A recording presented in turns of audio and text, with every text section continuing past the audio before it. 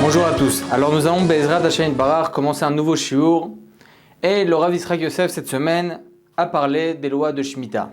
Alors tout d'abord il faut savoir que les lois de Shemitah ils sont complexes, rares et c'est très intéressant de s'y attarder, d'où l'importance Baruch Hashem de notre étude aujourd'hui. Alors vous allez me dire que peut-être les lois ne concernent uniquement que les agriculteurs, peut-être que ça ne nous concerne pas réellement. Eh bien vous allez être surpris d'apprendre et de savoir qu'il existe énormément de lois qui pourraient nous concerner à nous, déjà à savoir quels sont les fruits et légumes que nous avons l'obligation de respecter les lois de Shemitah, quels sont les hashgachot auxquels il faut faire attention. Cela, nous n'allons pas, Bezrat Hashem, développer dans notre cours maintenant, mais nous allons développer de manière beaucoup plus exponentielle pour, Bezrat Hashem, connaître les yesodot, donc les racines de cette misa de Shemitah, qui est une misa très importante, une fois tous les 7 ans, comme vous le savez. Et nous allons, Emirtza Hashem, aujourd'hui débuter sur ce sujet. Alors, il faut savoir que nous avons déjà tout d'abord quelque chose de très important à savoir d'où on apprend cette mitzvah. Il faut savoir que dans le Shulchan Aruch, il n'est pas cité les lois de Shemitah. Pour quelle raison?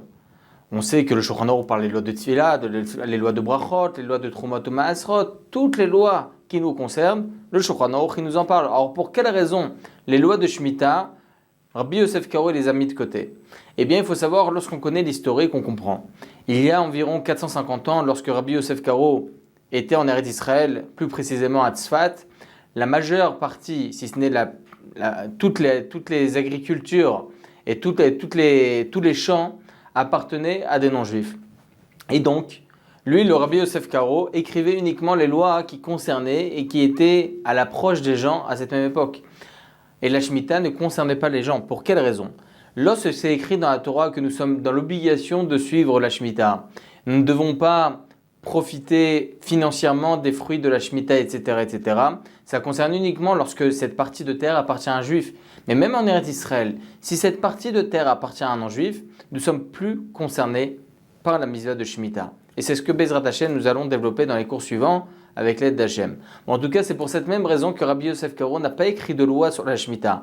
Il a écrit juste un petit Bet Yosef que nous allons, Bezrat Hashem, en parler un petit peu dans notre shiur, à la fin des lois de Trumot et Maasrot, des prélèvements donc obligatoires, dans le Siman 331, Halacha 19, et Bezrat Hashem, nous allons développer plus tard. Alors, comment suivre la Halachot? C'est très intéressant. Alors, nous avons le Rambam qui est très précis sur les lois de Shemitah. Ce Rambam, nous allons beaucoup s'y apprêter pour que Bezrat Hashem nous puissions trancher une halakha. En tout cas, tout d'abord, c'est écrit comme ça dans Vaïkra, chapitre 25, verset 2. Ki tavo el haaretz asher notan lachem veshavta haaretz shabbat lachem. Lorsque vous viendrez en Israël, en Eretz Israël, la terre que je vous ai donnée, vous allez devoir faire la grève de cette terre une année, Shabbat lachem, une année entière. Alors, il est très intéressant car la Gemara essaye de comprendre lorsque la Torah nous précise cela. Lorsque la Torah nous dit Kitavou el haaretz, lorsque vous viendrez sur la terre, il semblerait que nous parlons que la majeure partie des Juifs qui est dans le monde entier viennent en Eretz Israël, que tous les Juifs du monde entier habitent en Eretz Israël. Alors là, à ce moment-là, nous avons l'obligation de la Torah de suivre et de respecter la Shemitah. Mais lorsque nous n'avons pas une majeure partie des Juifs qui habitent en Eretz Israël, nous sommes, Baruch Hashem, aujourd'hui 7 millions à peu près habitants juifs d'Eretz Israël. Mais la majeure partie des Juifs habitent en dehors d'Israël, en Argentine, en Amérique, en France, en Allemagne, etc. Donc, est-ce que la Torah nous dit que même dans un tel cas de figure, la mitzvah de Shvi'it et la mitzvah de Shemitah subsistent ou pas? Et c'est ce que Bezrat Hashem nous allons développer. C'est rapporté comme ça dans le traité Gittin 36a, dans le traité Moed Katan 2b. Il y a une discussion entre Rabbi et Chachamim. Rabbi Yehuda Nasi, donc l'auteur des Mishnayot, et Chachamim, nos sages. Lorsque la Torah nous précise, c'est écrit comme ça dans Devarim, chapitre 15, verset 2. Veze davar hashmita shamot bekol baal masayado asher yisa bereu. Il y a écrit 2 fois le terme Shemitah, donc à proprement dit, la Shemitah que nous connaissons, de respecter la terre. Rébi vient nous apprendre Beshte Shmitot Akato Medaber. De deux Shmita, le pasuk vient nous parler. Achat Shmitat Karka, va Achat Shmitat Ksafim. Une Shmita, donc une grève d'une année. On va expliciter comme cela. Une grève d'une année en parlant de Karka, ok, c'est la terre. Va Achat Shmitat Ksafim, on parle de l'argent. C'est quoi l'argent? Juste pour mettre une petite parenthèse, il faut savoir que même sur l'argent, au temps du Beth Amikdash, lorsque il y avait une terre qui appartenait à une personne, il y avait le Yovel, c'était une fois tous les 50 ans, et là cette terre repartait donc à son propriétaire original. Et bien pour l'argent, au même titre que la terre, de l'argent qui n'a pas été réclamé avant la Shemitah et devait être réclamé pendant la Shemitah, le propriétaire, donc la personne à qui on réclame l'argent, pourrait dire, entre guillemets, bien évidemment tout ça c'est très théorique, pourrait dire je te dois rien comme argent, parce que rien ne t'appartient, cet argent ne t'appartient pas. C'est ce qu'on appelle Shmitat Ksafim. Alors, Baruch Hashem, aujourd'hui nous faisons un contrat qui s'appelle le Prusbol, que nous ferons Bezrat Hashem dans plusieurs mois, Elul le prochain, où ce sera un contrat où la personne ne pourra pas se défier de sa dette. Mais Bezrat Hashem, on en parlera. En tout cas, c'est deux sortes de Shemitah. La première Shemitah, c'est la Shemitah de la terre que nous connaissons tous, et la Shemitah de l'argent. Alors Rébi vient nous apprendre, Bisman Shatameshamet Karka, Atameshamet Ksafim, lorsque nous sommes à une époque où nous sommes dans l'obligation de protéger et suivre et de respecter la Shemitah de la terre, nous devrons donc respecter par extension aussi la Shemitah de l'argent. Au Bisman Azé, donc c'est Rébi, Rabbi Yehuda Hanassi qui nous parle, à notre époque, Shiata Meshamet Karka, où nous ne sommes pas dans l'obligation, où nous n'avons pas la misère de Shemitah sur la terre, nous avons non plus la misère de Shemitah sur l'argent. Alors, il n'y a pas écrit ici si on doit suivre la Shemitah, si c'est des Rabbanan, mais il semblerait, selon ce qui est écrit au Bisman Azé, à notre époque, on comprend bien qu'au jour d'aujourd'hui, selon Rébi, on n'a pas du tout la misère de Shemitah. Intéressant. Mais selon Chachamim, non. Chachamim nous disent qu'au jour d'aujourd'hui, la Shemitah reste une mitzvah de la Torah. Donc nous avons deux opinions distinctes. Encore une fois, nous avons l'opinion de Rabbi Yehuda Hanassi, Rébi, et nous avons l'opinion de Chachamim. Alors comment on tranche la halakha? Alors nous avons un klal, où nous sommes là aussi dans une discussion de Rishonim. Est-ce qu'on doit suivre l'opinion de Rébi ou l'opinion de Chachamim? D'un côté, nous avons l'opinion de Rébi. Et donc, Rébi, c'est quand même une pointure, entre guillemets, bien évidemment, tout le monde. Mais Rébi, c'est quand même été l'auteur de la Mishnah. Alors, devrions-nous suivre l'opinion de Rébi pour mettre de côté l'opinion de Chachamim? Ou bien non? Lorsque nous avons Chachamim, là, ils sont plusieurs. Donc, on devrait suivre la majorité. Là aussi, il existe une discussion. Nous avons l'opinion du Or Zaroua. Volume 1, Siman 332, au nom du Ritzva. Il y en a certains qui pensent aussi que le Ramban, Nachmanide, pense aussi comme ça la halacha. Donc, ces deux opinions, le Or Zaroua au nom du Ritzva et le Ramban, pensent que la Shemitah aujourd'hui, c'est une mitzvah de la Torah, au même titre que l'opinion de Chachamim. A contrario, nous avons l'opinion des Tosafot, traité Sanhedrin 26a. Lequel pense que la mitzvah aujourd'hui de Shemitah, c'est une mitzvah des Rabbanan, d'ordre rabbinique. Quelle est l'importance de savoir si c'est de la Torah ou des Rabbanan? On va tout de suite voir Bezrat Hashem. Telle est l'opinion du Rambam. Là aussi, l'opinion du Rambam n'est pas assez facile à comprendre, c'est un grand balagan. Mais Bezrat Hashem, ça aussi, on va développer. En tout cas, ce qu'il en ressort à la fin, c'est que l'opinion du Rambam, Maïmonide, c'est une mitzvah aujourd'hui, la Shemitah, c'est une mitzvah des Rabbanan. Nous avons aussi l'opinion du Rosh, du Ramban, selon certains, Nachmanide aussi, le Rashba, dans sa Tchouva, Siman 775, le Ritva, traité Gittin 37b, Rabbi Eliezer Mimitz, donc l'auteur du Sefer Yarim, dans le Siman 278, le Smag, Sefer Mizvot Gedolot, Mizvat Aseh 147, le Smak, donc Sefer Mizvot Ketanot, Siman 258. Nous avons aussi le Ran, Nachmanide, Rabbeinu Nissim, pardon, le Nemuke Yosef, traité Gittin 37b. Nous avons le Sefer Achinour, Siman 84, et ainsi qu'à la fin du Siman 477. Nous avons aussi le Tour, Yoredea, à la fin du Siman 331. Nous avons le Rashbash, ok, Siman 258. Tous ces poskim-là pensent que la mitzvah de Shemitah aujourd'hui est une mitzvah d'Erabanan. Donc nous avons deux piliers de la halacha parmi tous ces rishonim que nous venons de rapporter, l'avis du Rosh et l'avis du Rambam, qui pensent que c'est une mitzvah d'Erabanan. Il faut savoir que selon la halacha, la Shemitah aujourd'hui, c'est une mitzvah d'Erabanan, d'ordre rabbinique. On va voir les conséquences de cet enseignement. Nous avons, à part cela, messieurs et mesdames, nous avons 11 autres rishonim. Parce que nous avons 3 opinions distinctes. Enfin, est-ce que c'est d'Oraita? Est-ce que c'est une mitzvah de la Torah? Est-ce que c'est une mitzvah d'Erabanan? Ou bien, comme la Gemara dans le traité Gittin 36a, ainsi que dans le traité Moed Katan 2b, lesquels nous apprend, selon Rébi, que la mitzvah de Shemitah n'existe pas aujourd'hui. Et ça, c'est la 3e opinion. Il y a 11 rishonim qui pensent comme ça. Je ne vais pas tous les citer. Nous avons l'opinion du Raza, le Shutar Hashbash, au nom de certains rishonim, le Baal Halachot Gedolot, Rabbi Yehuda Bertzeloni Anassi, Rabbi Yehuda Ben Bakar. Donc ça, c'était le maître du Ramban. Nachmanide, le Sepharaï Tour. Il y en a certains qui pensent aussi l'opinion du Ramban, Nachmanide. Il y en a d'autres qui pensent aussi l'opinion du Ritva, du Rashbam, du Rahavad, etc., etc. Tous ceux-là pensent qu'au jour d'aujourd'hui, la Shemitah n'existe pas. Et c'est juste Midat Hatsidut, c'est-à-dire une règle de piété. Et toute personne qui veut se comporter de manière pieuse pourra suivre la Shemitah. Nous avons 3 opinions distinctes. C'est important de mettre les choses dans l'ordre. Il y en a certains qui pensent que la mitzvah de Shemitah aujourd'hui, c'est de la Torah, une mitzvah de la Torah. Nous sommes obligés de la Torah de suivre la Shemitah.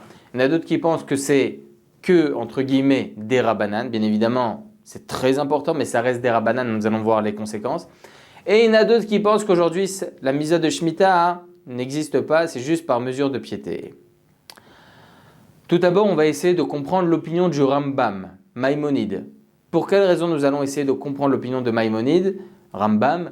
Car c'est une opinion importante. Nous avons un klal, mesdames et messieurs, une grande notion dans la halacha, qui nous apprend, selon Rabbi Yosef Karo, que lorsque nous avons les 3 piliers de la halacha qui discutent, on doit suivre ces 3 piliers de la halacha. Si maintenant, parmi ces 3 piliers, je vais tout de suite les citer, nous avons 2 qui pensent une opinion A et le 3e qui pense l'opinion B, on suivra la majorité de ces 3 piliers de la halacha. C'est qui ces 3 piliers de la halacha? Le Rif, le Rosh et le Rambam. Le Rif n'a pas cité la halacha à ce sujet de la Shemitah, il ne s'est pas prononcé. Est-ce que c'est des Rabbanan, des Oraita ou bien c'est juste par mesure de piété? Nous avons l'opinion du Rambam qui est assez discutée, d'où l'importance de le citer maintenant et de comprendre son opinion. Et nous avons le Rosh, lequel pense qu'aujourd'hui la Shemitah c'est des Rabbanan. Le Rambam aussi, on va essayer de voir et on va trancher comme ça la halacha que le Rambam pensera que la mitzvah de Shemitah aujourd'hui c'est des Rabbanan. D'où l'importance de connaître son opinion au Rambam. Mais c'est un grand balagan dans le Rambam. Pour quelle raison? C'est rapporté comme ça dans le Rambam, loi de Shemitah, chapitre 9, halacha 2. Je répète pour celui qui veut suivre. Loi de Shemitah dans le Rambam, chapitre 9, halacha 2. Je vais lire dans les mots pour bien comprendre les choses. En shmitat ksafim noeget minatora ela bizman shayovel noeg, sheeshem shmitat karka. La Shemitah de l'argent n'est pas mise en relief, donc on n'y fait pas attention selon la Torah, uniquement dans le cas, à une époque où il y a la mitzvah du Yovel. C'est quoi la mitzvah du Yovel? Ksheyesh Sanhedrin ou Bedin Shemachiz al Yovel, lorsqu'il y a le Sanhedrin qui vient et qui publie le Yovel tous les 50 ans. Alors là, à ce moment-là, il y a la mitzvah de Shmitat Ksafim, la mitzvah donc de la Shmitat de l'argent. Vedavarze Kabbalaou, ça c'est quelque chose qu'on a reçu époque après époque. Amrou Chachamim, Bizman Shata Mashmid Karka Atameshamet Mashmid Ksafim Bechol Makom. Chachamim vient nous apprendre. À une époque, on a la mitzvah de Shemitah sur la terre, on a la mitzvah de Shemitah sur l'argent. À chaque endroit, n'importe où dans le monde. La terre, c'est uniquement en Eretz Israël. L'argent, pour la Shemitah de l'argent, c'est même en France, même en Amérique, en Argentine, n'importe où. Au Bizman she'en sham Shmitat Karka, Mais lorsqu'il n'y a pas la mitzvah de Shemitah en Eretz Israël sur la terre, il n'y a pas la mitzvah de Ksafim, la mitzvah de Shemitah de l'argent, même en Eretz Israël. Donc on apprend de là que quoi? Un klal. Lorsqu'il y a Shemitah de l'argent, il y a aussi Shemitah de la terre. Halacha 3. Au Midivre Sofrim, selon Chachamim, donc selon Derabanan, Mitzvah Derabanan, Shetei Shmitat Ksafim Noeget Bizazem Bechol Makom. Nous avons la Shemitah de l'argent, nous avons la coutume au jour d'aujourd'hui de respecter la Mitzvah de Shemitah sur l'argent à chaque endroit dans le monde. Va falpi she'en a Yovel Noeg, même s'il n'y a pas la Mitzvah de Yovel, que nous venons d'expliciter. Kedei shelo tishtakar Torah Shmitat Ksafim Israël, afin que on n'oublie pas la Mitzvah de Shemitah sur l'argent parmi le peuple juif. Ça c'est très important. De là on apprend que, étant donné qu'il y a la Mitzvah de Shemitah sur l'argent, à plus forte raison, il y a aussi la Mitzvah de Shemitah sur la terre. Car au préalable nous avons appris, lorsqu'il y a la Shemitah de la terre, on a aussi la Shemitah de l'argent. Lorsqu'il n'y a pas la Shemitah de la terre, il n'y a pas de Shemitah de l'argent. Là, Chachamim ajoute que même si aujourd'hui on n'a pas le Yovel, on doit quand bien même respecter la Shemitah de l'argent. Donc à plus forte raison, nous avons aussi la Shemitah de la terre. Mais, Midivre Sofrim, c'est Mitzvah Derabanan. Donc on comprend bien des paroles du Rambam, chapitre 9, Halacha 2 et 3, des lois de Shemitah. On comprend bien que selon Rambam, la Mitzvah de Shemitah sur la terre, c'est une Mitzvah Derabanan. Même dans la Halacha numéro 16, il y a écrit comme ça, Kshera'a ilel azaken, shinimneu mile alvot ze et ze ve'ovrim ala katuv batorah, ishamel echa pen yedavar, itkin prusbol, kedei shelo yashmit achov ad sheilavu ze et ze, ve'en aprusbol mo'il ela bishmitat ksafim, bizman haze, shehi midivre sofrim, aval shmita shel Torah en aprusbol mo'il ba. Donc on comprend ici, par rapport à ce que je vous ai expliqué au préalable, par rapport à ce contrat qui vient et qui permet à une personne qui a prêté de l'argent de pouvoir récupérer son argent même pendant la période de Shemitah Ksafim, par rapport à la Shemitah de l'argent, qu'on a un contrat. Et ce contrat existe et peut être mis en œuvre uniquement lorsque la Shemitah est Derabanan. Donc on comprend bien, selon le Rambam, que la Shemitah aujourd'hui, que ce soit de la terre ou bien de l'argent, c'est une Shemitah qui est Derabanan. D'un autre côté, nous avons un Rambam, chapitre 10, Halacha 9. ובזמן שהיובל נוהג דין עבד עברי, דין בתי הריחומה, דין שדה חרמים ודין שדה אחוזה, ומקבלים גר תושב ונוהגת שביעית בארץ והשמטה כספים בכל מקום מן התורה. ובזמן שאין היובל נוהג, אינו נוהג אחד מכל אלו, חוץ משביעית בארץ והשמטה כספים בכל מקום מדבריהם. Donc on comprend lorsqu'il n'y a pas le Yovel, je conclus pour être rapide, pour pas traduire du mot à mot. En tout cas, il en ressort du Rambam, lorsqu'il n'y a pas la Mitzvah de Yovel, donc uniquement lorsqu'il y a un Sanhédrin, ce que nous n'avons pas aujourd'hui, lorsqu'il n'y a pas la Mitzvah de Yovel, la Mitzvah de Shemitah pour l'argent et pour la terre, c'est uniquement Midivrehem, uniquement Miderabanan. Alors, ce qui est très intéressant, c'est que là aussi, il y a une discussion dans les Acharonim, dans les Rabbanim contemporains, dans les paroles du Rambam. Lorsqu'il dit Chutz mishvi'it ba'aretz, à part donc la Shemitah en Eretz Israël, Vashmata Ksafim, ainsi que la Shemitah de l'argent, à chaque endroit midivrehem. C'est uniquement d'ordre rabbinique. Est-ce que lorsqu'il parle d'ordre rabbinique, il parle uniquement de la Shemitah de l'argent, mais en réalité la Shemitah de la terre, ça reste de la Torah? Ou bien lorsqu'il dit midivrehem, le Rambam, ça parle en même temps de la Shemitah de la terre, autant de la Shemitah de l'argent. Sur ça, le Kesef Mishneh. Qu'est-ce qu'a écrit le Kesef Mishneh sur le Rambam? Vous allez voir des commentateurs sur le Rambam. Et nous avons aussi le Kesef Mishneh. C'est qui le Kesef Mishneh? C'est Rabbi Yosef Karo, l'auteur du Shulchan Aruch, lequel n'a pas écrit des lois sur la Shemitah. Il a juste écrit un petit Bet Yosef que nous allons voir, Bezrat Hashem. Il écrit comme ça, Kesef Mishneh, chapitre 4, Halacha 25. Il dit là-bas que Midivrehem, donc d'ordre rabbinique, ça parle uniquement de Shemitah Ksafim, uniquement par rapport à la Shemitah de l'argent. Mais pour ce qui est de la Shemitah de la terre, ça reste de la Torah. Donc aucun rapport avec le Yovel. La Shemitah que nous devons suivre aujourd'hui, de la Shemitah de la terre, les fruits, les légumes, etc., ça reste une mitzvah de la Torah. Mais le Kesef Mishneh lui-même, chapitre 4, halakha 29, rapporte que l'opinion du Rambam reste quand même une mitzvah derabanan. Donc à proprement dit, on comprend que selon le Rambam, la mitzvah de Shemitah de la terre, aujourd'hui, c'est une mitzvah derabanan. Alors comment on tranche la halakha? Nous avons le Kesef Mishneh qui dit d'un côté de la Torah, de l'autre côté miderabanan. On faut voir le Bet Yosef. Dans le Bet Yosef, il rapporte comme ça, Siman 331. Encore une fois, c'est Rabbi Yosef Karo. Il a écrit un seif sur Ilchot Shemitah dans le Bet Yosef. Il écrit là-bas justement la marloquette qu'il y a sur le Rambam, etc., etc. Et il tranche Siman 331 que selon le Rambam, la Shemitah de la terre, aujourd'hui, c'est une mitzvah derabanan. Donc, c'est assez large. On a vu maintenant les yesodot, les racines de cette marloquette, qu'il en est par rapport à la Shemitah, de quoi il s'agit, une mitzvah derabanan de Horaïta. Mais en tout cas, il y en a certains qui vont vous dire que selon le Kesef Mishneh, comme on a rapporté au préalable, chapitre 4 halakha 25, selon Marana Shulchan Aruch, la mitzvah de Shemitah c'est mideoraita. Car en fin de compte, le Shulchan Aruch n'a pas tranché une halakha explicite. Il a rapporté comme ça dans le Kesef Mishneh. Et ensuite, il a rapporté l'opinion du Rambam, lequel pense que c'est une mitzvah derabanan. Mais en fin de compte, le Kesef Mishneh, il a tranché la halakha. Il semblerait qu'il s'agit que la Shemitah de la terre, c'est une Shemitah deoraita. Certes, il a rapporté l'opinion du Rambam, mais quelle est la halakha selon le Kesef Mishneh? Il semblerait que lui, il pense, Rabbi Yosef Karo, que c'est une mitzvah deoraita de la Torah. D'où les conséquences qu'on verra Bezrat Hashem. On va voir Bezrat Hashem une conséquence aujourd'hui. Alors, il y en a qui vont vous dire, donc la mitzvah est deoraita, on doit tout être mahmir. Eh bien non.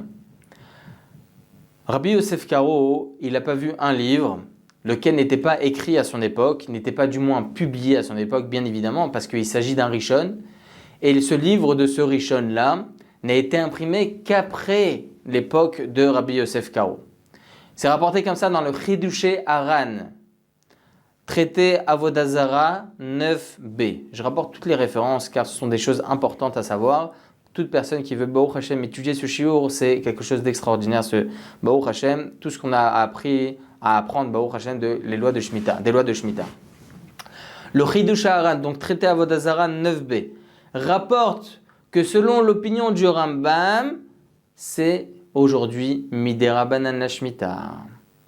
Donc on a un Rishon qui vient nous apprendre et nous expliquer l'opinion du Rambam, qui est lui aussi Rishon, que selon le Rambam, la Shemitah aujourd'hui, la Shemitah de la terre aujourd'hui, c'est miderabanan. Le Bet Yosef n'a pas vu l'opinion du Chidushé Haran, car à cette même époque, ce Chidushé Haran, certes, il a été écrit bien évidemment bien avant, il y a à peu près 700 ans, et le Shulchan Aruch c'était il y a 450 ans, mais il n'a été imprimé que il y a 300 ans, 350 ans, 200 ans, je ne sais pas exactement, mais en tout cas après l'époque de Rabbi Yosef Karo. Et quelle est l'importance de savoir cela? Le Chidushé Haran. Nous avons un Maharik. Regardez, Baruch Hashem, comment on essaye de mettre dans tous les angles pour bien comprendre que la halakha soit bien claire, bien claire. Nous avons un Maharik, Rabbi Yosef Kolon. Le Rama, le Ravi Serlich rapporte cette opinion dans le Shulchan Aruch, Roshel Mishpat, Siman 25, à la fin de la halakha numéro 2. Je rapporte toutes les références. Le Maharik rapporte la chose suivante. Kacher roim rishon shene'elav me'enav shel ha'acharon. Lorsque nous voyons un rishon qui n'a pas été vu par un acharon, donc par un rav contemporain, donc en l'occurrence Rabbi Yosef Karo, c'est un acharon, ombrim, ilou ha'acharon yodea divra rishon. Si on dira alors, si ce acharon avait vu et avait aperçu les paroles de ce rishon, lo haya cholek alav, il n'aurait pas tranché autrement que son opinion. Ki en koach la'acharon l'achlok al rishon, car le acharon n'a pas assez de force pour pouvoir trancher autrement que le rishon. Rabbi Yosef Karo, Kesef Mishneh, il rapporte encore une fois, chapitre 4 du Rambam, halakha 25, il semblerait que la Shemitah aujourd'hui, la Shemitah de la terre aujourd'hui, c'est une Shemitah de la Torah. Alors il rapporte en fin de compte que selon le Rambam, on devra dire derabanan, car en fin de compte, c'est pas évident qu'on dira derabanan. Mais Rabbi Yosef Karo, il n'a pas vu l'opinion du Chidushé Haran. Et s'il avait vu, c'est ce qu'il dit le Maharik, Rabbi Yosef Kolon, s'il avait vu l'opinion du Chidush Haran, il ne se serait jamais permis, Chaz Shalom, d'être rolek sur le Chidush Haran et de dire que la mitzvah de Shemitah aujourd'hui, c'est une mitzvah de Horaïta. Pourquoi? Parce que là, il explicite bien le Chidush Haran, l'opinion du Rambam. Et donc, nous avons la possibilité de nous tenir sur le Chidush Haran, sur l'opinion du Rambam, pour trancher la halakha que selon le Rambam, c'est une mitzvah des Rabbanan. La Shemitah, aujourd'hui, la Shemitah de la terre, c'est une mitzvah des Rabbanan. Donc, en fin de compte, nous avons deux piliers de la halakha. Par tous les rishonim que nous avons vus au préalable, nous avons deux piliers de la halakha qui pensent que la Shemitah, aujourd'hui, c'est une Shemitah des Rabbanan. On va voir tout de suite les conséquences, encore une fois. Nous avons le Rosh et le Rambam. Le Rif ne sait pas prononcer halakha comme le Rif et le Rambam.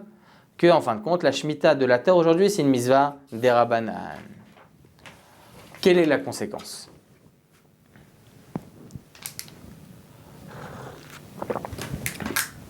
Nous avons dans le Yerushalmi, nous avons le Talmud Bavli et le Talmud Yerushalmi.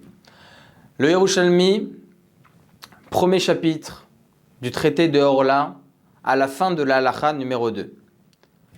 On a un safek, on a un doute. Quelle est la halakha en ce qui concerne quelqu'un qui va planter quelque chose à l'intérieur, du moins sur un terre-plein, où il y a un toit au-dessus? À savoir, si une personne, on va essayer d'actualiser, si une personne rapporte des pots à la maison, des pots de fleurs, est-ce qu'il a le droit de travailler cette plante? Est-ce qu'il a le droit de travailler cette terre? Est-ce qu'il a le droit de mettre de l'eau, etc., etc., de couper, d'essayer d'arranger? Ou bien non, c'est absurde de travailler la terre. Ah, va-t-on dire, peut-être que c'est un pot à l'intérieur d'une maison, là où il y a un toit. C'est écrit quoi dans la Torah? Encore une fois, Vaïkra, chapitre 19, verset 19. C'est écrit Sadecha lotizra. Ton champ, tu ne travailleras pas. Tu ne mettras pas de plantes, etc. Lotizra, Sadecha. Est-ce que c'est ton champ, ça? Est-ce que c'est la façon habituelle de planter à l'intérieur d'une maison ou bien en dessous d'un toit? Non. En général, c'est un champ où il n'y a aucun ombre, rien du tout. On a besoin de la pluie, on a besoin du soleil. Donc, ce n'est pas à l'intérieur de quelque chose. Donc, lorsque c'est en dessous d'un toit, donc en l'occurrence dans une maison, va-t-on dire qu'il n'y a pas de mitzvah de Shemitah? D'un autre côté, nous avons dans Vaïkra, chapitre 25, verset 2, Veshav ta'aretz. Tu ne devras pas travailler la terre. Peut-être que n'importe quelle terre, même à l'intérieur d'une maison, c'est la même chose. Le Yerushalmi conclut la halakha teku. On reste dans le doute. On n'a pas une halakha à proprement dit dessus. Yerushalmi, nous n'avons pas un Talmud Bavli dessus, nous n'avons pas un Talmud de Babylone dessus, nous avons un Talmud Yerushalmi dessus. Alors qu'en est-il au niveau de la halakha? Est-ce qu'on a le droit de planter et de travailler une terre à l'intérieur d'une maison? Alors nous avons sur ça, là aussi, un autre safek. Qu'en est-il par rapport aux serres? Dans les serres, comment ça se passe?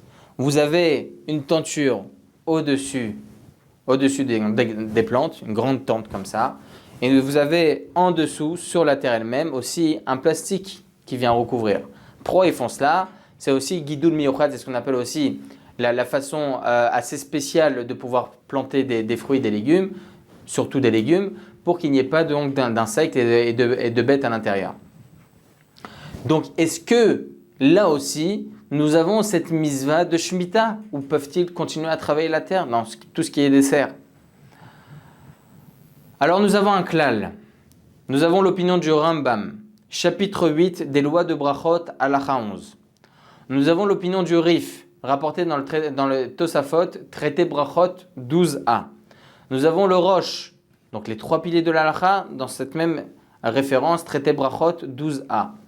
Trois piliers de l'halakha, lesquels pensent que lorsque la Gemara, que ce soit Bavli ou Yerushalmi, reste dans le doute, donc en proprement dit sur les termes de Teku, alors lorsqu'il s'agit d'une misva des Rabbanan, on dira Safek des Rabbanan la Kula. En cas de doute sur une misva d'ordre rabbinique, on sera plus souple. Mais lorsqu'il s'agira d'une misva de la Torah, d'un ordre de la Torah, on dira Safek de Oraïta la Khumra. En cas de doute sur une misva de la Torah, on sera plus strict. Et là, c'est un puzzle et tout se comprend. Quelle est l'importance de savoir si la Shemitah est de la Torah ou bien des Rabbanan? Eh bien, dans un cas de figure tel, est-ce qu'on a le droit de planter dans des serres? Est-ce qu'on a le droit de travailler la terre dans une serre? Est-ce qu'on a le droit de travailler la terre sur un pot de fleurs qui se trouve chez moi à la maison, où il y a un toit au-dessus? Eh bien, nous avons l'opinion du Rambam, du Rif et du Roche, lesquels pensent Safek des Rabbanan, la Kula, car la Shemitah de la terre aujourd'hui c'est une mitzvah d'ordre rabbinique, comme nous venons Baruch Hashem de développer assez largement. D'un autre côté, nous avons l'opinion de Rabbi Eliezer Mimitz dans son livre Sefer Yereim, Siman 217. Le Haggaot Maimoniot, c'est un des commentateurs aussi du Rambam, Haggaot Maimoniot, chapitre 2 des lois de Chametz et Matzah, Halacha 16, alinéa 1, lesquels pensent qu'on dira tout le temps Le'achmir, il faudra être mahmir. Le Chazon Ish, lui, il tranche la halacha comme Rabbi Eliezer Mimitz, donc dans son livre Sefer Yereim, que même lorsqu'il s'agit d'une mitzvah des Rabbanan, on devra être mahmir. C'est pour ça que le Chazon Ish, lui, il tranche la halacha qu'on n'a pas le droit de travailler la terre, surtout les terres qui se trouvent sous une serre ou bien les pots de fleurs, etc. etc. La halacha, on tranche la halacha comme les trois piliers de la halacha, comme je vous ai dit au préalable, le Rif, le Roche et le Rambam. Je finirai avec une petite histoire, messieurs et mesdames, que le Rav Yitzhak Yosef Shlita, il y a une trentaine d'années, il a voulu commencer à écrire sur les lois de Shemitah dans le Yalkut Yosef. On connaît tous le Yalkut Yosef, Baruch Hashem. Il est parti voir son père, Rabbeinu Ovadia Yosef, Zechron Tzaddik V'Kadosh Livracha, Zchuto Tagen Alenu. Il a dit comme ça, il lui a posé la question, Kvod Harav, je vais commencer à écrire les lois de Shemitah. Il n'y a pas de Shulchan Aruch. En général, on a reçu l'opinion du Shulchan Aruch. On a la possibilité, Baruch Hashem, de développer, de synthétiser, de voir et de comprendre selon l'opinion de Rabbi Yosef Karo, ce qu'il a écrit dans son Shulchan Aruch, dans le Beit Yosef, etc. Mais là, il a écrit une seule halakha dans le Beit Yosef en ce qui concerne la Shemitah, c'est des Rabbanan de Horaïta. C'est tout ce qu'il a écrit. Comment je vais faire? Comme ça, il a posé la question, le Rav Yitzhak Yosef, pour conclure et écrire de la halachot sur les lois de Shemitah. Le Rav Yosef, il lui a dit, fais le même travail qu'il a fait Rabbi Yosef Karo à l'époque. Comment il a tranché la halakha Rabbi Yosef Karo? Selon les notions. Et une des notions, c'est la notion que nous venons de rapporter, les trois piliers de la halakha, le Rif, le Roche et le Rambam. Lorsque nous avons trois piliers de la halakha, il y en a deux qui pensent A et le troisième il pense B. Eh bien, la halakha sera comme la majorité. Mais lorsque nous avons deux opinions distinctes, ou bien que le Rambam et le Roche par exemple, et le Rif ne sait pas prononcer, par exemple, c'est un exemple. Nous avons le Rambam qui pense A et le Roche qui pense B. On n'a pas de majorité. Là, Rabbi Yosef Karo, il rapporte un grand klal. Il dit comme ça, lui aussi, il rapporte dans l'introduction de son Shulchan Aruch, de son Beit Yosef, il écrit une introduction comment lui-même il a tranché la halakha. Il dit comme ça avec Asher, Shnei Amudei Ora Cholkim ve'echad lo gila da'ato, Aramban, Arashba, Va'aran, Va'mordechi, Va'asmag zal lefanenu, El makom asher yeshama ruach elokim kadishin alechet nelech ki el da'at asher yatu rubam kach nifsok ha'alacha. Il dit comme ça Rabbi Yosef Karo, lorsqu'il a deux opinions des trois piliers de la halakha, donc on va dire un exemple, le Rambam et le Roche qui discutent, le Rif ne sait pas prononcer, on suivra la majorité des Rishonim, le Ramban, le Rashba, le Ran, le Mordechi, le Smag, etc. Et là, la majorité des Rishonim vont venir faire pencher la balance, comme ou le Rambam, ou comme le Roche par exemple, tout ça c'est un exemple. Et c'est ce qu'il a fait Baruch Hashem, le Rav Yitzhak Yosef, dans son Yalkut Yosef, Baruch Hashem. Et nous avons donc Baruch Hashem la possibilité aujourd'hui de trancher la halakha. En espérant Baruch Hashem avoir été clair, en tout cas la halema, c'est par rapport aux serres, les serres que nous avons, on a la possibilité Baruch Hashem de travailler ces terres parce que ça fait des rabbanan à la kula. La même chose par rapport aux pots de fleurs qui se trouvent à l'intérieur d'une maison, sous un toit. On a la possibilité Baruch Hashem de leur mettre de l'eau, de les travailler, de couper le bois, etc. Parce que le din de Shemitah n'existe pas pour ce genre de plantes. Baruch Adonai La'olam, Amen V'Amen.